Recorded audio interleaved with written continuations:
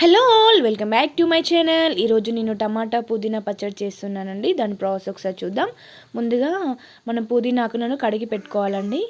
ఒక 2 కట్టలు పుదీనాకులు తీసుకున్నాను. అలాగే 1 kg టమాటో తీసుకొని కడిగి పక్కన పెట్టేసుకున్నాను అనమాట.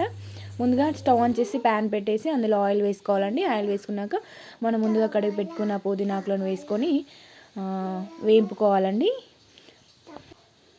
ఇలా ఫ్రై అయ్యాక తీసి పక్కన పెట్టుకోవాలండి. కొంచెం ఆకును తీసుకొని ఫ్రై చేసుకొని ఇలా ప్లేట్లో పక్కన పెట్టుకోవాలండి. తర్వాత మళ్ళీ అదే ప్యాన్ పెట్టి కొంచెం ఆయిల్ వేసుకొని అందులో ఆవాలు, మెంతులు, ధనియాలు వేసుకోవాలండి. వేసుకొని ఒకసారి కలుపుకోవాలి. అవి కొంచెం ఫ్రై అయ్యాక పచ్చిమిర్చి కట్ చేసి పెట్టేసుకున్న పచ్చిమిర్చిని అందులో వేసుకోవాలండి.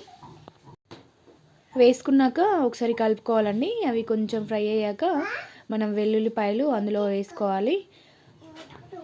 మళ్ళీ ఒకసారి కలుపుకోవాలండి. కలుపుకున్నాక కరివేపాకు ఆకులు,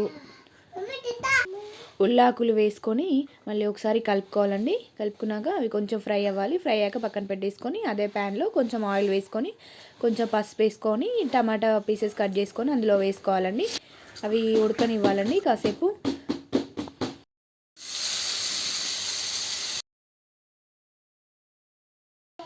అవి ఒకసారి కలుపుకొని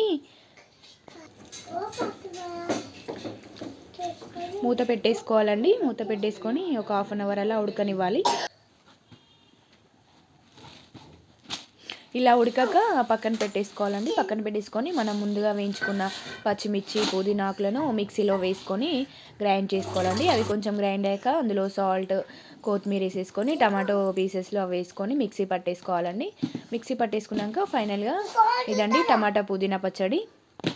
ఇదండి నా స్టైల్లో టమాటా పుదీనా పచ్చడి. ఈ వీడియో మీకు నచ్చినట్లయితే లైక్ చేయండి, షేర్ చేయండి. మరిన్ని వీడియోస్ కోసం సబ్స్క్రైబ్ చేయండి. Thank you for watching. Bye.